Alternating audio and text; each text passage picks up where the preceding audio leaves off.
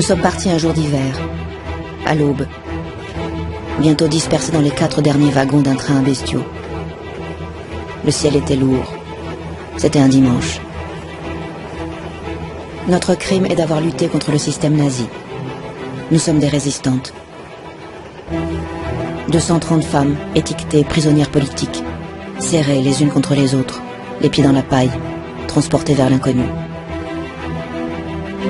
Dans les prochaines semaines, 148 d'entre nous mourront sans même savoir qu'elles étaient dans le camp d'Auschwitz-Birkenau. Ni juives, ni tziganes, nous avons pourtant reçu, comme elles, ce tatouage sur notre bras gauche. Cette marque qui nous identifiera à tout jamais comme un convoi exceptionnel. Matricule 31 000.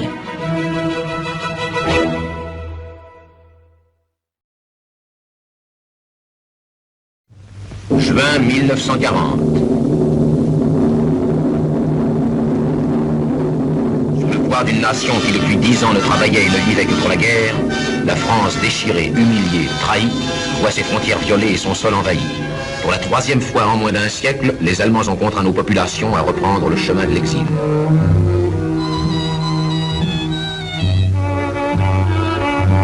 Et cependant qu'un maréchal de France, poussé par une ambition sénile, abuse d'un ancien prestige pour prêcher la capitulation et l'acceptation de la défaite, la France refuse de s'admettre vaincue. Déjà, avec les faibles moyens dont il dispose, quelques poignées de militants s'efforcent de répandre les mots d'ordre, de créer un réseau qui, malgré les consignes de Vichy et la surveillance de l'occupant, pourra atteindre jusqu'au plus petit village. On avait surtout finalement pour mission d'essayer de désorganiser les Allemands. C'était également d'essayer d'informer. Alors, bon, on distribuait des tracts, ça, c'est sûr, sous les portes, dans les boîtes aux lettres. Mais aussi des actions spectaculaires pour montrer qu'il y avait une résistance.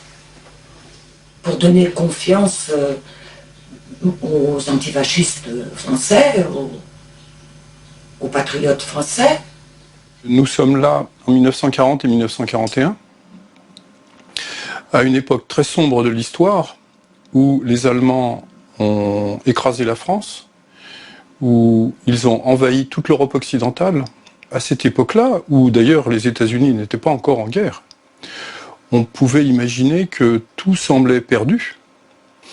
Et donc, en gros, elle était un soldat, ou une soldate, qui s'est battue au moment où il fallait se battre pour faire basculer la guerre. Et je suis, moi je suis vraiment étonné de voir, parce que qu'aurions-nous fait dans ces conditions-là? Madeleine Dissoubray, épouse Audru, matricule 31 660, libérée le 22 avril 1945 par la Croix-Rouge. Alors, moi je suis son fils, c'est assez complexe à raconter. D'ailleurs, en fait, je suis né parce qu'elle avait tant vu donner la mort qu'elle voulait donner la vie. Hein. Mais c'est pas moi, ça, hein, c'est elle. Hein, voilà. Sa prise de conscience politique est née de la guerre d'Espagne. Et elle connaissait quelqu'un qui était une ancienne communiste qui avait beaucoup milité en 1936, et par son intermédiaire, elle a pu rentrer en résistance, malgré qu'on lui ait expliqué que c'était très dangereux, et qu'elle était une femme. Donc elle a porté des armes, elle a contribué à faire dérailler des trains, elle avait des explosifs et tout, elle était dans la clandestinité et elle se battait.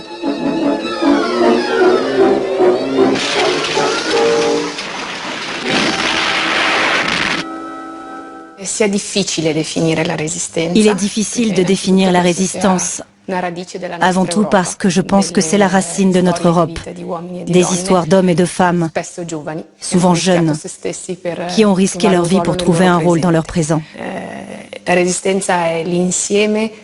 On pourrait dire que la résistance, c'est l'ensemble des actions entreprises pour la liberté de sa patrie et l'idée d'humanité, contre l'occupation nazie et les régimes collaborateurs. Quand j'étais étudiante à l'université, j'ai fait ma thèse sur les femmes dans la résistance. J'ai voulu cibler davantage le sujet pour comprendre ce qu'il y avait de spécifique dans la résistance française. Et c'est ce qui m'a menée au Parti communiste. Pas seulement parce que c'était le seul parti qui a permis aux femmes de s'organiser en tant que telles. Par exemple, il y avait des comités populaires de femmes dans les villes et les villages où les femmes au foyer s'organisaient pour réclamer de la nourriture et protester contre le rationnement alimentaire, les déportations, les arrestations. Cela ne veut pas nécessairement dire qu'elles étaient membres du parti, mais elles étaient dans son orbite. Donc, j'ai remarqué une continuité réelle entre leur vie d'avant-guerre, leur vie pendant la guerre, et pour beaucoup, bien sûr, leur vie de militante. Leur activisme s'est étendu bien au-delà de la guerre mondiale.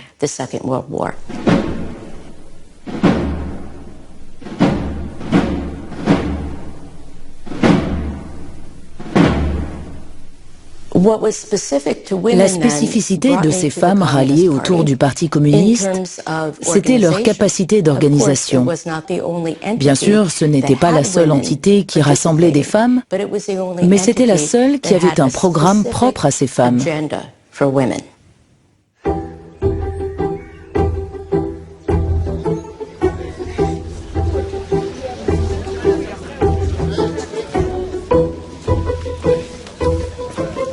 Chers amis, en ce 75e anniversaire, nous nous retrouvons pour commémorer la mémoire de Danielle Casanova. Lumineuse, patriote, féministe, humaniste, communiste, sa figure restera dans les mémoires comme un symbole du dévouement absolu.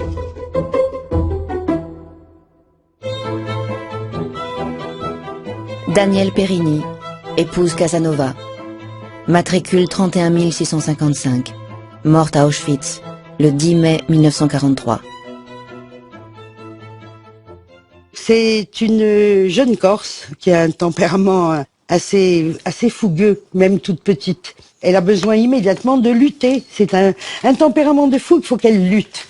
Et elle rencontre les jeunesses communistes et elle commence à militer aux jeunesses communistes.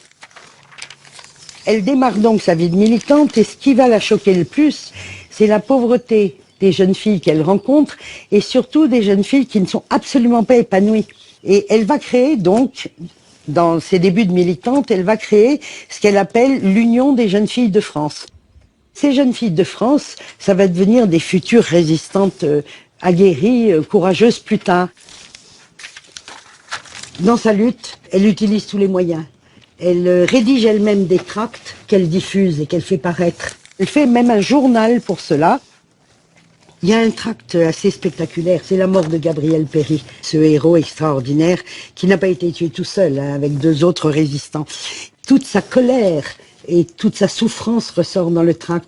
Elle le prononce comme une malédiction à la manière des vocicéros corses qui lancent des anathèmes, vous voyez, contre les Allemands. Malédiction sur les barbares allemands. Ils ont fusillé Gabriel Péri. Ils ont fusillé Lucien Sampex. Ils ont fusillé un père de 10 enfants. Que le sang et les larmes qu'ils ont fait couler en ce Noël tragique retombent sur eux. Femmes françaises, mères de famille, nos cœurs éclatent de douleur. Et ça se termine par « Hitler approche de la fin. Il recevra en Russie le juste châtiment de ses crimes. Dans notre pays, le peuple tout entier est dressé contre lui et le maudit. »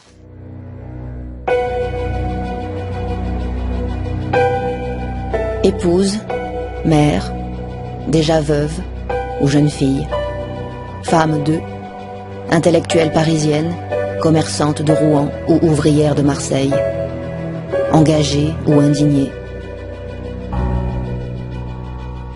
Sur 230, 196 d'entre nous sont résistantes. Les autres sont des prisonnières de droit commun, prostituées ou coupables d'avoir tenté de passer la ligne de démarcation. Au final, peu importe d'où nous venons, nous serons toutes tatouées 31 000. Avec le convoi du 24 janvier, on revient au début de la résistance, à la façon dont la résistance se structure dans le pays. Comme on le sait, en France, il y a d'une part la résistance de la France libre, celle de De Gaulle, la résistance armée, et d'autre part la résistance intérieure. Cette histoire du convoi du 24 janvier nous dit le geste d'imagination. La capacité de dire « nous sommes dans ce présent occupé, que fait-on » Que fait-on entendre pour que la résistance puisse naître et se structurer? J'étais antifasciste et antiraciste.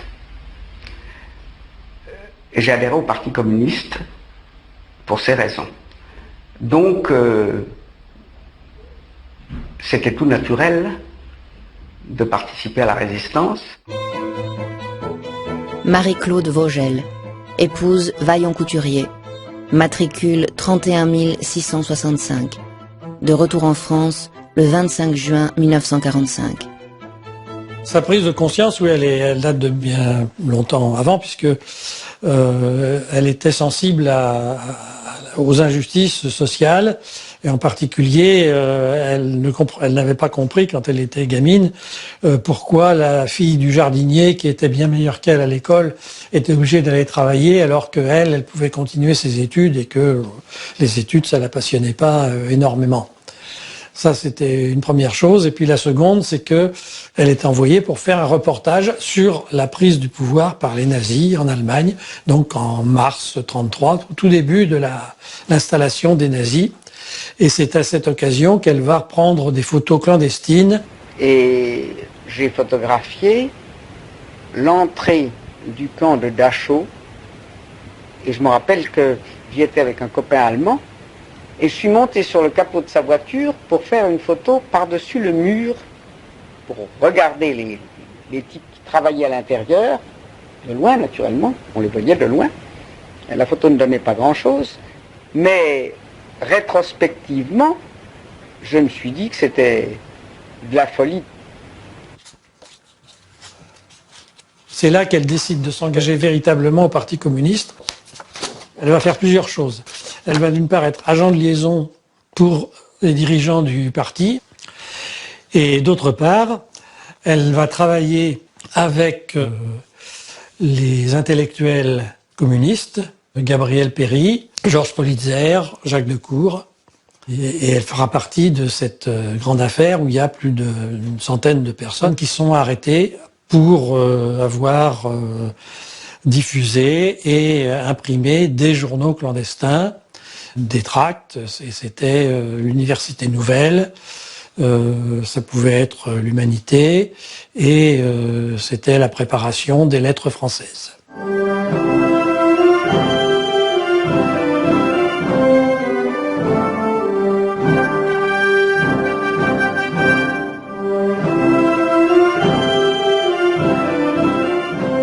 Quand vous regardez le nom de ces femmes qui sont dans le convoi du 24 janvier 43, une partie sont des femmes et elles ont des noms prestigieux. Marie-Claude Vaillant-Couturier, par exemple, hein, elle avait été mariée une année avec Paul Vaillant-Couturier, qui est mort prématurément, qui est mort d'une attaque cardiaque, qui était un intellectuel très brillant.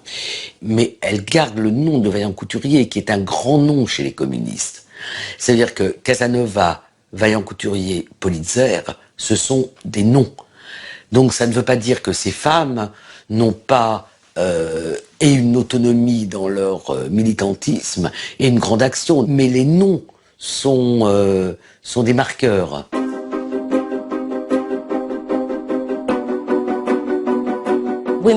Les femmes n'étaient pas vraiment faites pour le travail clandestin, mais c'était un atout. Par exemple, pour créer des liens entre les différentes maisons dans lesquelles les résistants pouvaient s'abriter, pour collecter des tickets de rationnement, de l'argent, de la nourriture pour les résistants. Tout ce rôle de support était assuré par des femmes.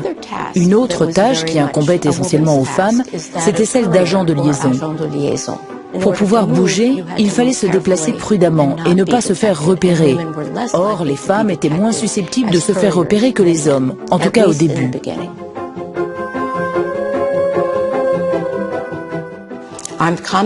Les femmes n'étaient pas habituellement impliquées dans le combat armé. Mais après la constitution des bataillons de la jeunesse, ces petites unités se sont structurées davantage et ont fini par former le FTP. Beaucoup de femmes étaient liées à ces groupes de combat.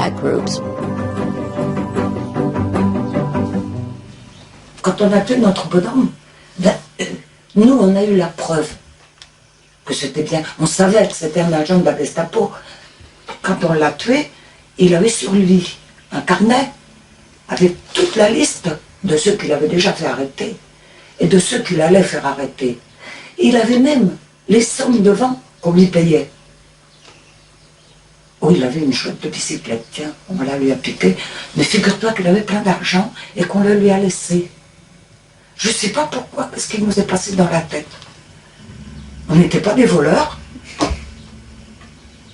Et on l'a balancé comme ça dans la Seine avec son portefeuille. Ils ont tué un homme de la Gestapo qui avait pisté et dénoncé quelqu'un de leur commando, et cette personne ayant été fusillée ensuite, hein, et donc ils l'ont retrouvé et ils l'ont abattu, quoi, en fait. Hein. Donc, vous voyez que ce rôle de femme jeune, sportive et, comment dire, engagée, c'est quand même celui d'un vrai soldat. Dans un autre endroit, elle dit quand même que tuer, c'est dur, que ça laisse quand même... Enfin là, ça paraît pas, hein, dans ce qu'elle dit, hein, mais elle dit que quand même, il faut s'y résoudre. Mais tuer à la guerre, c'est normal. Pour certaines, c'était une réaction spontanée. Pour les autres, c'était un véritable engagement qui devait être mûrement réfléchi.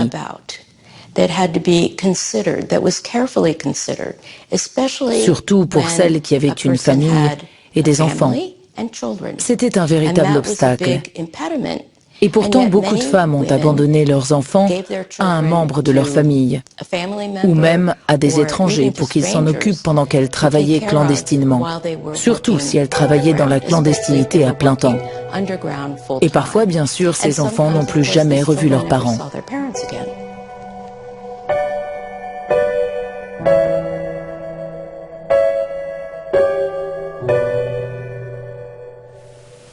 J'étais enceinte, je vivais à la rue de la Huchette avec ma mère, là, enceinte. Alors, pendant que ma mère allait à droite, à gauche et travaillait, moi, je recevais les paquets qu'on entreposait à la cave et tout, jusqu'à ce qu'elle soit arrêtée par la suite. Mais on avait sauvé presque tout le matériel et tous les hommes en tout cas. Ma grand-mère, Maria, abrite dans sa loge de la rue de la Huchette un tirage de ce qui a été l'appel à la résistance signé par Maurice Thorez et Jacques Duclos en juillet 1940. C'est un texte assez long, aujourd'hui évidemment beaucoup moins connu que l'appel du 18 juin du général de Gaulle, mais qui consacre d'une certaine manière le refus du Parti communiste d'accepter l'armistice du maréchal Pétain et les conditions surtout qui accompagnent cet armistice. Lucienne Serre, épouse Thévenin, matricule 31 642, rapatriée en Suède le 23 juin 1945. Ma mère accouche en août 40, c'est-à-dire 2 mois après l'entrée des Allemands à Paris, et pendant 1 an, elle s'occupe de son bébé, c'est-à-dire de moi, parce que j'ai une santé très fragile, je nécessite des soins continus, et elle deviendra active dans la résistance au printemps 1941. À ce moment-là, elle confie la garde de son bébé à sa belle-mère, à la mère de mon père. Donc j'ai pu les abandonner un peu, puis reprendre le combat un petit peu. Je les abandonnais, mais je remontais tous les jours, ou presque tous les jours, pour m'occuper de Paul aussi. Et j'ai repris contact avec la jeunesse communiste. Mais on était déjà en 41 passé, là. Concrètement, elle a, dans un premier temps, été distributrice de tracts et de matériel de résistance, mais également des armes. Et lorsqu'elle est arrêtée en juin 1942, elle tombe dans une souricière montée par les policiers de la brigade spéciale de la préfecture de police. J'allais dire, heureusement pour elle, elle n'a pas d'armes à ce moment-là. Alors, j'étais bien embêtée, moi, avec ce flic qui m'arrête, qui me dit, vous, comment c'est votre nom et tout, je donne mon nom, qui dit, alors, je sais pas, il devait être au courant que je devais être arrêtée, j'en sais rien, hein. Je sais pas.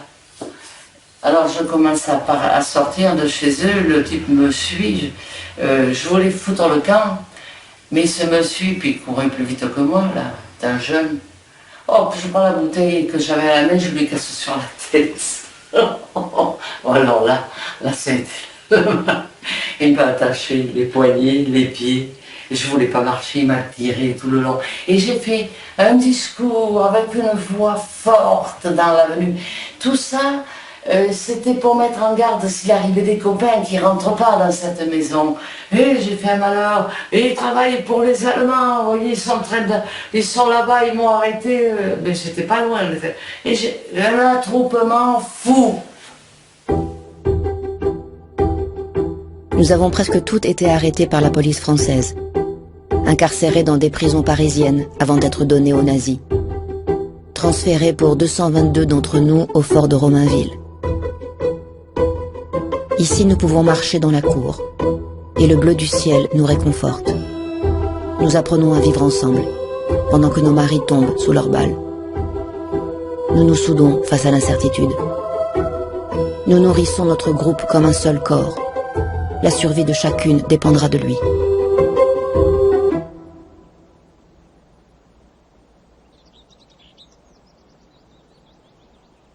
Déjà, c'était pas Marie-Lisa Norman, pour moi, c'était Marie-Lisa Cohen.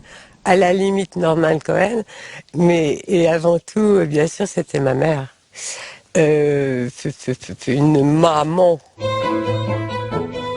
Marie-Elisa Nordman, épouse Cohen. Matricule 31 687. Rapatriée en France le 30 avril 1945. Elle a été arrêtée assez tôt, en 1942. Heureusement, parce que c'était une époque où on ne torturait pas encore systématiquement les gens. Et elle pensait même être libérée, maman, dans sa grande naïveté. Puisqu'il n'y avait eu aucune preuve contre elle, elle pensait qu'elle aurait un procès équitable et qu'elle serait libérée. Évidemment, il n'y a jamais eu de procès. Et les Allemands ne libéraient jamais personne. Donc, elle est restée qu'un mois à la santé et après, elle est arrivée à Romainville. Là, elle a retrouvé effectivement tout plein de femmes, dont Daniel Casanova, Marie-Claude, des femmes qui avaient décidé de continuer à vivre et à faire des choses au nez à la barbe des Allemands et à résister, et à gueuler quand la bouffe était pas bonne, et à faire des conférences. Et donc, il y avait toute une vie intellectuelle à Romainville. Et puis, des moments très durs où l'une d'entre elles apprenait que justement son mari qui était juste là à côté allait partir être fusillé le lendemain. Et donc là, pour les réconforter, ces femmes-là, il y avait la poésie, il y avait des chansons, il y avait sûrement des cadeaux qu'on leur faisait, quelque chose, mais quand même. Je pense qu'elles ont vécu tous ces moments-là, c'était très dur aussi, quoi. Et ils ne savaient pas ce qui les attendait après, mais il y avait déjà ça. Madeleine Passot, épouse Gégouzo, matricule 31 642. Rapatriée en Suède le 23 juin 1945. Ma mère, elle est arrêtée par la police française. Donc, elle arrive au mois d'août 1942 à Romainville. Romainville est à ce moment-là un réservoir d'otages. Donc, les femmes vont partir en déportation et la plupart des hommes seront fusillés. Et donc, la veille de la fusillade, ils sont mis dans les casemates de Romainville et les femmes sont autorisées à leur dire au revoir le soir. Au moment où elles dirent au revoir, ma mère avait fait des chaussons pour Lucien Dorland. Et quand elle va pour les donner, l'Allemand qui était là lui dit « Là où il s'en va,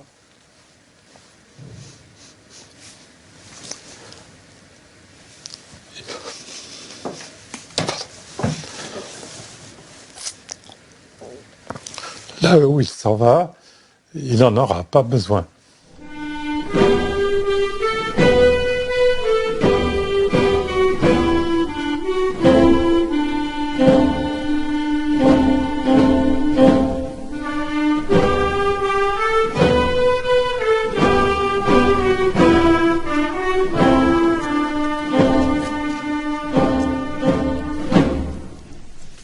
On a des documents qui sont sortis du fort de Romainville. La correspondance, c'est une correspondance clandestine qui est passée par des colis. Et donc, c'est plusieurs mois après son arrestation qu'elle peut communiquer par ses moyens avec ses parents. Depuis le matin, il y a un bruit de départ concernant les femmes. Mais on nous avait dit tellement de bobards, nous n'y croyons plus.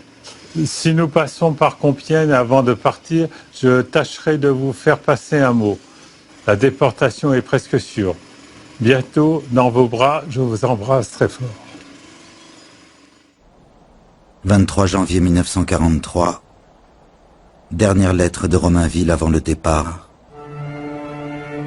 Demain, 5 heures levée, 6 heures fouille, puis départ en Allemagne.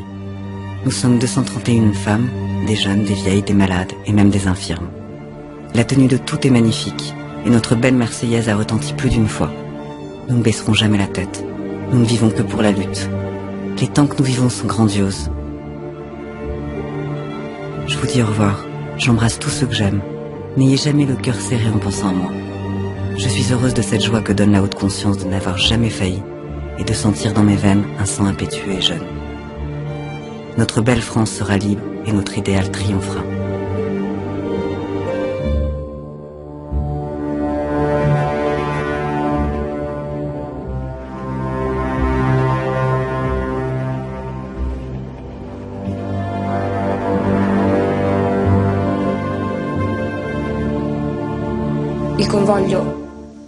Le convoi part le 24 janvier.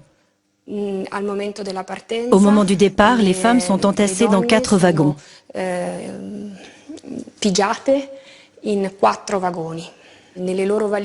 Dans leurs valises, elles trouvent des petites limes à ongles et elles essayent de faire des trous dans les parois du wagon pour lancer des petits billets et avertir leur famille de leur départ en déportation.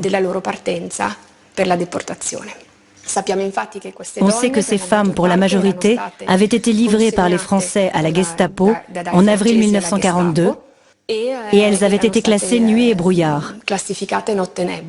Donc on ne pouvait pas connaître leur destination, dont le nom était tenu dans un silence complet.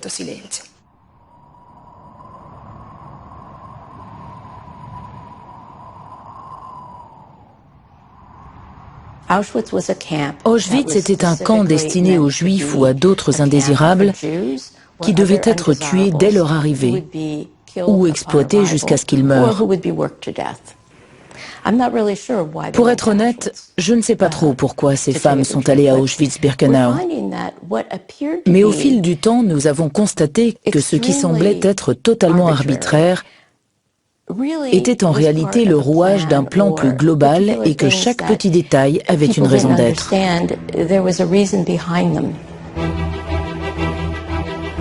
Les nazis nous ont-ils recrutés comme main-d'œuvre pour leurs usines? Avons-nous servi d'exemple dissuasif pour nos sœurs et nos pères résistants? Avons-nous des noms trop menaçants? En tout cas, ce matin du 27 janvier, les wagons s'ouvrent et le froid nous transperce. Les hurlements des SS. Schnell, la gueule des chiens. Schnell, les fusils, des pyjamas rayés, se mettre en rang et marcher sur ce bord de voie. Schnell. Le sol était couvert de glace. Quand on est arrivé à Auschwitz, je sais pas moi, ce que je garde à Auschwitz, c'est l'horreur de la découverte. Je sais que j'ai vu passer des commandos avec des femmes qui avaient l'air tellement abattues.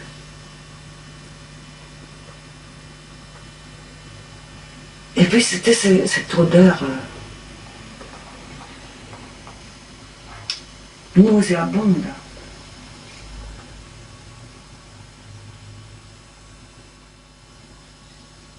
J'ai jamais réussi à raconter ce que j'ai vu et ce qui m'a frappé en entrant à Auschwitz. Je peux pas. Encore là, j'essayais de dire et puis tout d'un coup, je m'arrête, je peux plus. Elles ont croisé un commando de femmes qui étaient complètement abattues dans un état maigre avec leurs claquettes, et là, Enfin, elles n'arrivaient pas à imaginer. Et quand elles sont arrivées dans le camp, eh ben, y en a qui se sont mis à chanter la Marseillaise. Et les nazis n'ont pas réagi. Et ma mère disait, mais ça servait à quoi de chanter la Marseillaise? Elle m'a dit, bon, on l'a fait, tant mieux, c'était bien, c'était une bonne idée finalement. Elles entrent dans le camp d'Auschwitz en chantant la Marseillaise. Et ça, c'est un fait absolument unique, et dans l'histoire du camp, dans l'histoire de ces femmes, et peut-être aussi parce qu'elles ne mesuraient pas à ce moment-là ce qu'était Auschwitz et le risque qu'elles prenaient. Et je pense que si ça avait eu lieu 1 an ou 2 ans après, les nazis auraient carrément tiré dans le tas. Là, c'était un des premiers convois de Françaises qui arrivaient à Auschwitz. De ce que j'en sais, c'est un événement absolument unique et magnifique. À Auschwitz, décrit par Lulu.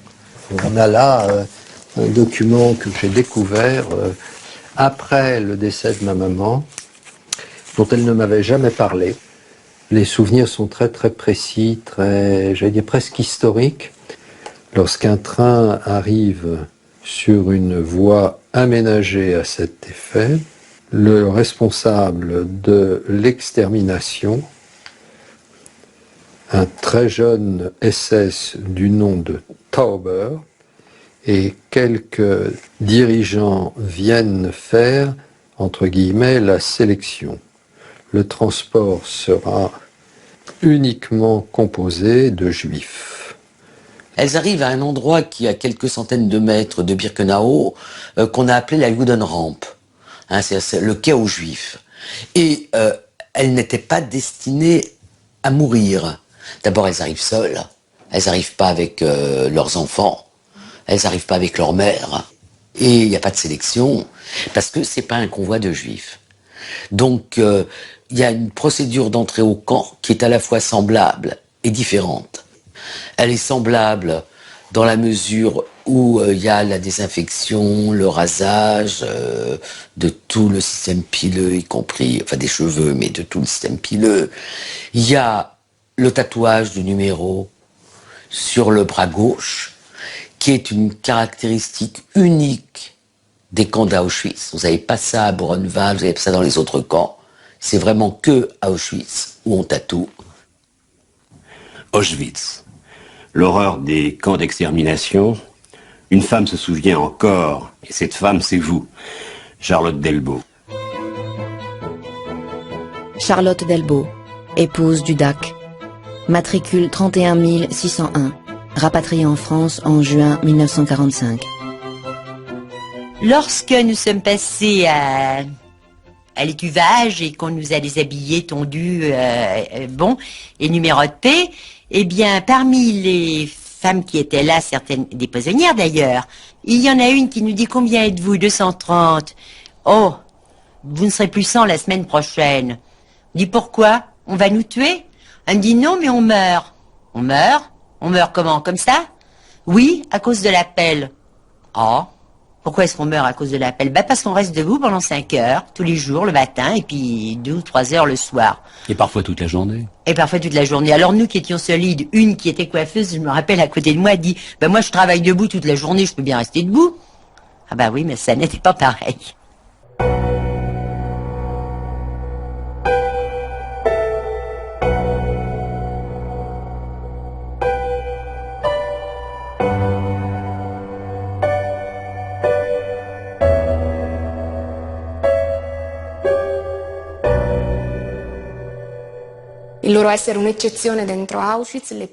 Le fait d'être une exception dans le camp d'Auschwitz place toutes ces femmes dans un point d'observation très important. Elles sont à l'intérieur, au cœur de l'extermination des Juifs.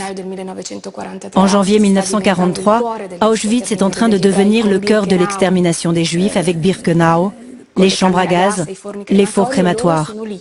Et elles sont là. Non pas impliquées dans la Shoah, mais les premiers témoins. Des témoins d'exception par excellence. Ce bloc 25, qui était l'antichambre de la chambre à gaz, si l'on peut dire, je le connais bien, car à cette époque, nous avions été transférés au bloc 26 et nos fenêtres donnaient sur la cour du 25. On voyait les tas de cadavres empilés dans la cour et de temps en temps, une main ou une tête bougeait parmi ces cadavres, essayant de se dégager. C'était une mourante qui essayait de sortir de là pour vivre. Tous les déportés avaient comme hantise qu'on puisse crever comme des rats sans que personne ne le sache, et que les choses qu'on avait vécues, en particulier à Auschwitz, et l'extermination des Juifs dans les chambres à gaz, que ça puisse ne pas se savoir. Donc Nuremberg était pour moi un espèce de miracle de voir la brochette des chefs nazis prisonniers et moi d'être vivante. Je me rappelle que je suis passé très très lentement pour les regarder, en profiter, pour les regarder de près.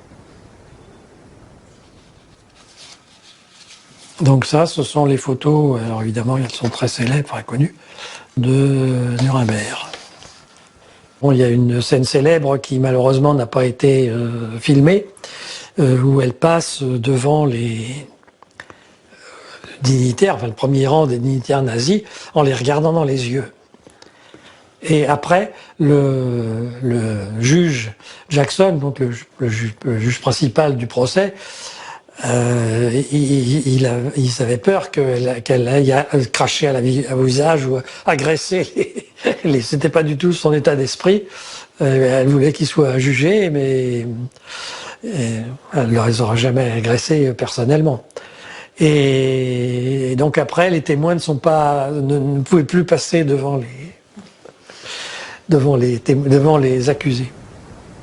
Je me disais, bien, regardez-moi, parce que par mes yeux, c'est des milliers d'yeux qui vous regardent, et par ma bouche, c'est des milliers d'hommes et de femmes qui vous accusent et qui ne sont plus là pour parler. Et pendant que je témoignais, je me disais tout le temps, pourvu que je n'oublie rien, pourvu que je n'oublie rien. C'était le sentiment d'être le porte-parole de celle que j'avais côtoyée pendant 3 ans et demi.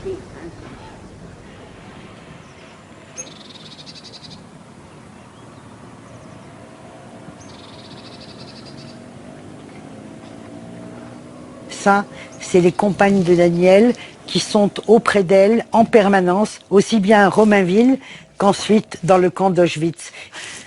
C'est les seuls témoignages pour qu'on sache exactement comment s'est passée la vie de Daniel en camp. Là, nous avons le témoignage de Marie-Claude Dayan-Couturier sur Auschwitz. Voilà, elle va évoquer Daniel Casanova. Quand elle arrive avec son beau sourire dans ce bloc sombre et glacé, c'est comme une flamme qui nous réchauffe. Alors que tout le long du jour, on est assourdi par des vociférations en allemand, cela redonne du courage, un peu d'espoir. C'est pour cela qu'elle domine sa propre fatigue. Son sourire, c'est un peu la France. Évidemment, à force de soigner ses compagnes, aller tous les jours dans ce mouroir, elle finit elle-même par attraper le typhus, qui est extrêmement contagieux. Elle est malade, elle a de la fièvre. Et malgré ça, ses compagnes lui disent de se coucher, parce qu'on veut protéger Daniel. Mais malgré ça, elle va tous les jours dans le mouroir voir les malades du typhus, pour les aider à mourir, pour les prendre dans ses bras. Mais son comportement fait que sa vie a été fauchée à 34 ans. Elle n'a pas pu, le rêve de sa vie, les beaux jours viendront, et bien elle ne va pas les connaître.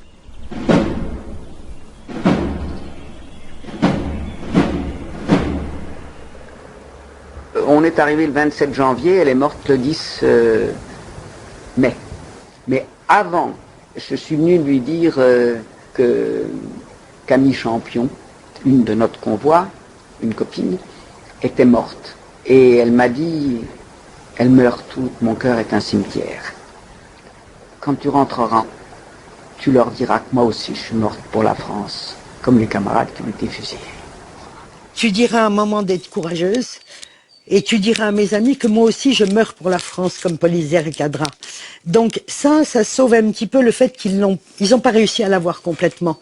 Et c'est pour ça que j'aime cette phrase, ils ont voulu l'anéantir, ils l'ont rendu immortel.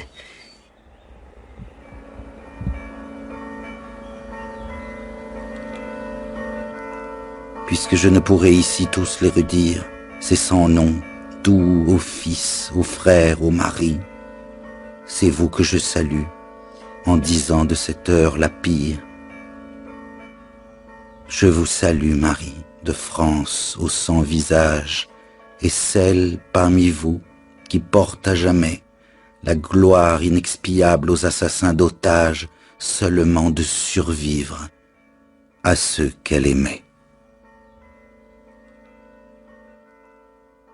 Pour celles qui ont survécu à cette première phase ravageuse, elles vont être soit placées dans des commandos. Il faut toujours faire très attention parce que même un bon commando à Auschwitz, on n'aurait pas envie d'y aller. Hein. Mais quand elles vont à Reisko, les conditions n'ont plus rien à voir. C'est-à-dire que à la fois les conditions d'hygiène, elles ont des lits, elles ont des draps, elles ont des douches. La nourriture est moins pire et elles retrouvent un espace intellectuel et mental et ensuite elles sont transférées pour la plupart d'entre elles à Ravensbrück et elles terminent leur captivité à Ravensbrück.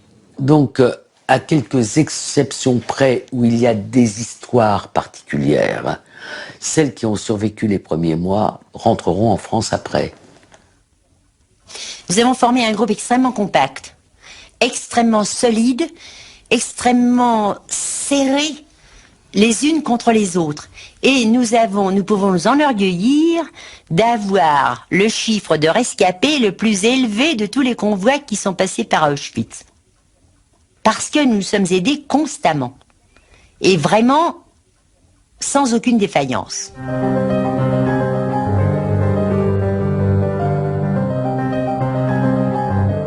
À l'été 43, nous restons 57. Et puis du jour au lendemain, nous voilà mis en quarantaine, graciés par la Gestapo, pour une raison inexpliquée, inexplicable aujourd'hui encore. Sous l'œil des cheminées fumantes, dispersés dans le camp en petits groupes, nous reprenons vie. Quelques litres de lait, un peu de nourriture. Une fois par mois, nous écrivons des lettres à nos familles. Si nous rentrons, sur nos lèvres, l'espoir d'un retour. Quand nous rentrerons. Un beau jour, on nous dit que les Françaises allaient être libérées. Enfin, à quelques-unes, on s'est réunis le soir au dortoir. Puis on a dit, c'est pas possible, ils vont nous passer à la chambre à gaz, ils vont pas nous libérer. Comment on pourrait faire? Oh, je me souviens que moi, je me sentais dans une colère noire, prête à faire n'importe quoi. Alors on avait dit, il faudrait qu'on s'échelonne.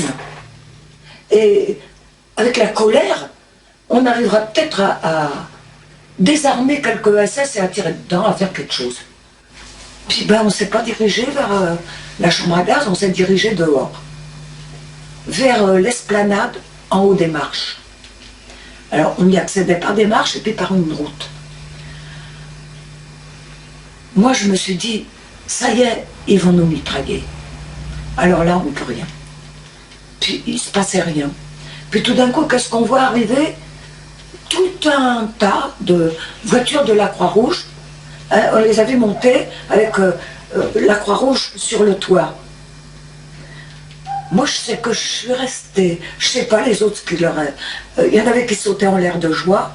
Moi, je ne sais pas ce que ça m'a fait. Je me suis tout d'un coup sentie vidée. J'ai cru que j'allais me trouver mal par terre. J'en venais pas. J'y croyais pas.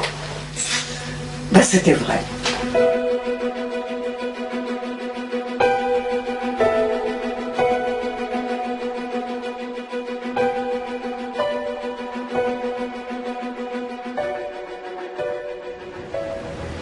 1er mai. C'est beau que la libération du camp tombe justement ce jour-là. Cet après-midi, je suis partie chercher des matelas dans les maisons des SS.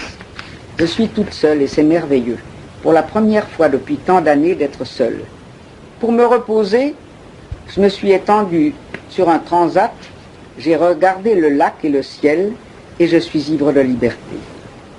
Pour la première fois, j'ai une envie folle de rentrer en France, de retrouver tous ceux que j'aime. Peut-être parce que maintenant, je sais que le retour est certain.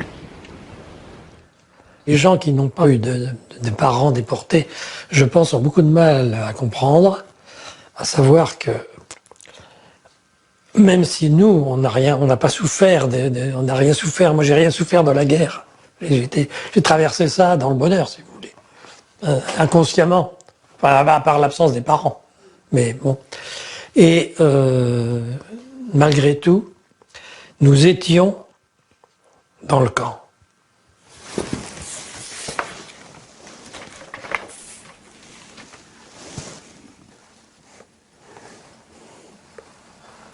Depuis hier, je suis en terre libre et civilisée. Et c'est le 4 mai 1945. Et moi, je fais la connaissance de ma maman en juillet 1945. Ce dont je me souviens très bien, c'est que dans ma chambre d'enfant, je me cache derrière la porte, sûrement par timidité, par curiosité, et une dame qui arrive, qui me prend dans ses bras, et le souvenir que j'en ai, c'est que les Suédois non seulement les avaient habillés, leur avaient donné un peu d'argent pour qu'elle ramène en France quelques produits qu'elle n'y trouverait pas. Et ma mère a consacré l'essentiel de cet argent à me rapporter des bonbons. Et donc elle avait une valise dans laquelle il y avait beaucoup de bonbons. Et ce qui fait que bien des années plus tard, quand maman est décédée en 2010, je me souviens avoir parlé d'elle en commençant par cette phrase « maman, c'était une valise de bonbons ». Ce qui pour moi était le summum de l'image de la douceur que je pouvais employer.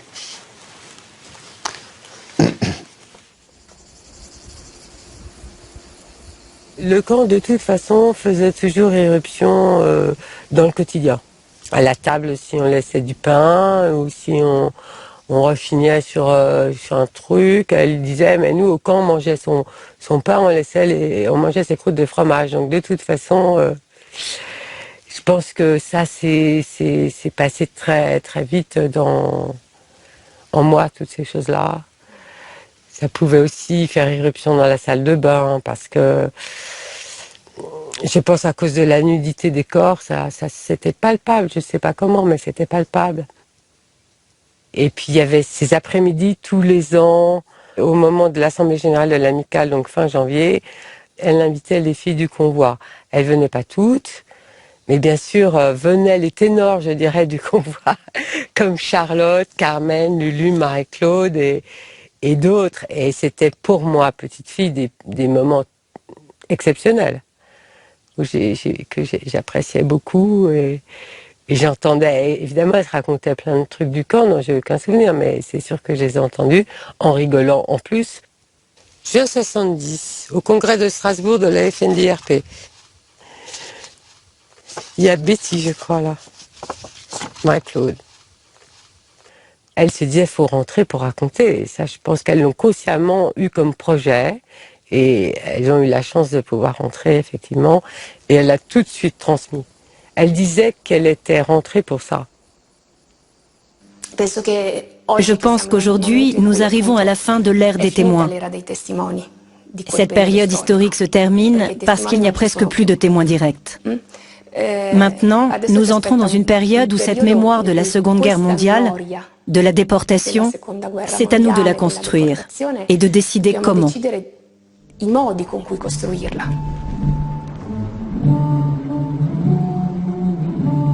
C'est pas une affaire de souvenirs, c'est plus que ça.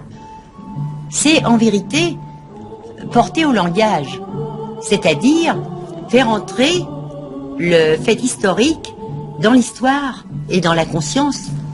Ces femmes ont été les témoins du génocide des Juifs et des Tziganes. Sur 230 femmes, 49... C'est une promesse que je m'étais faite quand j'étais là-bas. Si je rentre, j'écrirai un livre. Et en même temps, j'avais le souci, enfin, j'espère y avoir réussi, c'est surtout ça, faire une belle œuvre. Parce que une affaire aussi extraordinaire, un événement aussi extraordinaire, ne devrait pas inspirer d'œuvres médiocres. Alors c'est là que vous voyez ma grande prétention. Charlotte Delbo indique avec beaucoup d'humilité, mais aussi beaucoup d'orgueil, j'écris pour les générations futures. C'est-à-dire que l'effort de raconter son propre présent n'est pas pour soi, mais pour ceux qui viendront après, pour ceux qui auront envie de reprendre en main les défis abandonnés, les faire avancer, ou bien les refuser et en créer de nouveaux.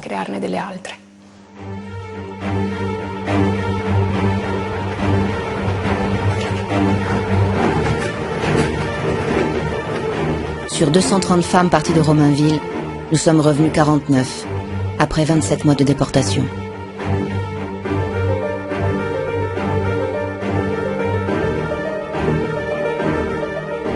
Pour chacune, le retour providentiel est une épreuve. Nous sommes séparés et tout est à reconstruire. Devant nos regards brumeux, une page blanche, éclatante. Auparavant jeune fille ou femme d'eux, bientôt mère au foyer ou travailleuse, militante acharnée, politicienne, engagée ou anonyme, amnésique, et pour la vie, une 31 000.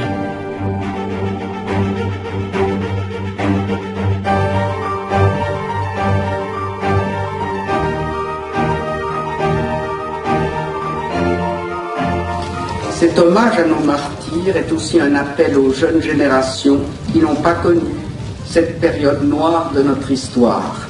Nous leur disons que notre exemple vous serve. Soyez vigilants. La démocratie, la liberté, les droits de l'homme, la paix ne sont jamais gagnés une fois pour toutes.